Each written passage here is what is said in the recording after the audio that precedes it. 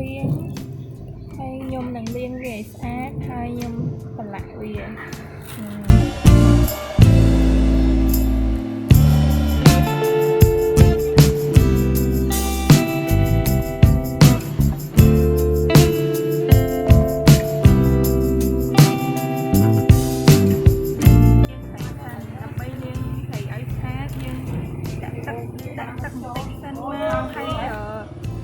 យើងដាក់អំបិលទៅ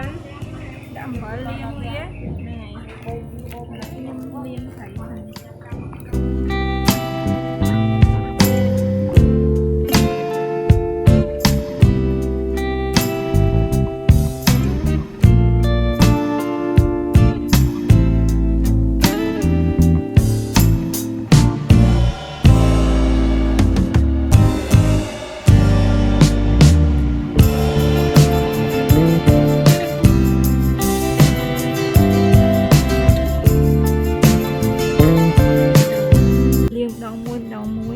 ដូចយើងលាងបន្លែរ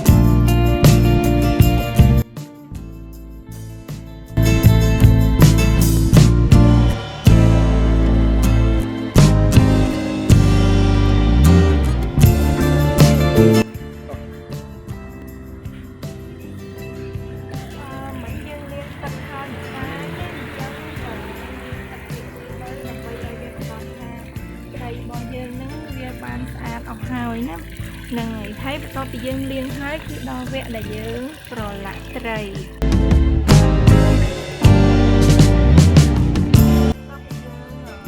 ាងត្រីស្អាតហើយបន្ទាប់មកយើងយកវាមកឆូតណានេះយើងឆូតរបៀបចឹងមកណាដើម្បីយើងប្រឡាក់គ្រឿងទៅគឺវាចូលគ្រឿងបានល្អណា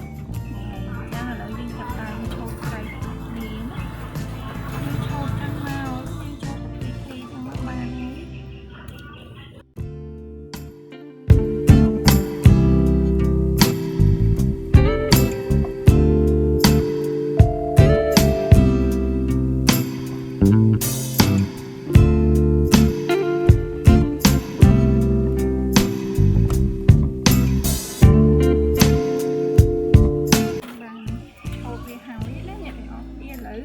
យើងចាប់ដើមប្រឡាក់គ្រឿង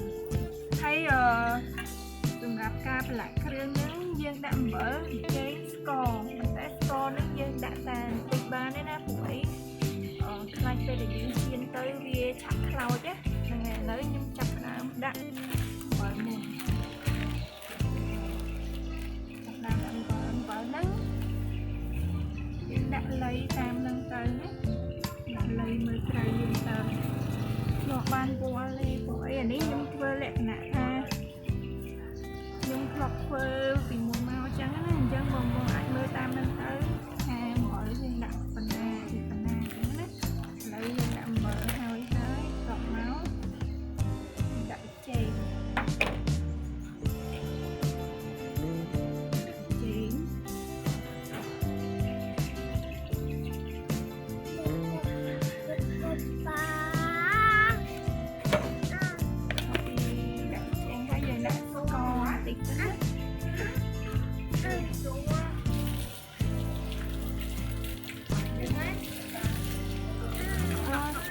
យើងដាក់តែបន្តិចបានហើយព្រោះអីខ្ញុំធ្លាប់មានបទពិសោធន៍កាលមុនខ្ញុំដាក់ស្ករប្រឡាក់ដាក់ស្ករជ្រូកទៅគឺវាឈាមទៅខ្លោចហ្នឹងយើងដាក់ស្ករបន្តិចទៅតែមកយើងចូលគ្នាទៅណាអញ្ចឹងយើងអាចបន្ថែមរ៉ូឌីបន្តិចក៏បានដែរទៅយើង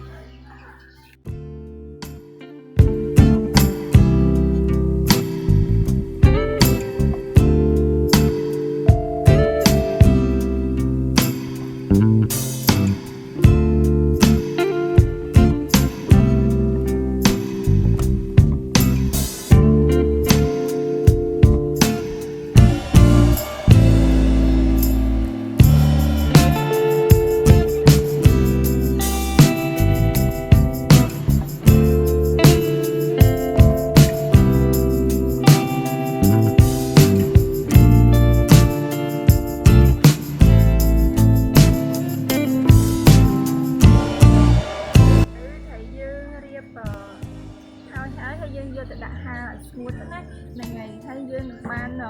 ត្រីកភ្លៀងប្រឡាក់ដែលមានរសជាតិឆ្ងាញ់តែម្ដងណាហ្នឹងហើយជាចុងក្រោយអរគុណបងប្អូនទាំងអស់គ្នាឬក៏អ្នកទាំងអស់គ្នាសម្រាប់ការចូលមើលវីដេអូនេះណាហើយបើមានការខុសឆ្គងអីក៏សូមខន្តីអភ័យទោសព្រោះអីនេះគឺជារ